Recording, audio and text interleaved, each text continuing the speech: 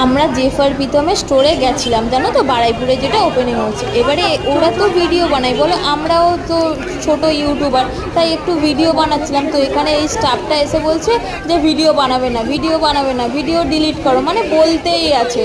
তো এই যে দেখো, এবারে বলবে কিন্তু যে ভিডিও বানাবে না, ভিডিও ডিলিট করো, মানে বানাতেই দিচ্ছিল না। তারপরে যে মানে জেফারকে একটু দেখা যাচ্ছিল বলে আমি বললাম তাহলে একটু ক্লোজ করে ভিডিও করি। তো এখানে দাঁড়িয়ে দাঁড়িয়ে বক বক করছে, ওরা তো কেউ ক্যামেরা অ্যালাউই করছে না, কিন্তু ওরা তো আজকে ভিডিও করেই এই জায়গায় এসছে। ওদের ব্যবহার যে এত খারাপ জানা ছিল না। আর দেখো আমি এখানে ভিডিও করছি বলে আমার ভিডিও মানে ফোনটা দেখা যাচ্ছিল বলে টুক করে বসে বললো, দেখলে এতজনের মধ্যেখানে কিন্তু উনি বসে বললো, জানি না কেন। যাই হোক, এইখানে গিয়ে আমার তো খুব খারাপ লাগলো। তো তোমরা যারা যারা এখানে আসতে চাইছো ভিডিওর আশায় অন্তত এসো না, যদি শাড়ি শুধু কেনার আশায় আসো তাহলে এসো, ভিডিও করার আশা হলে এসো।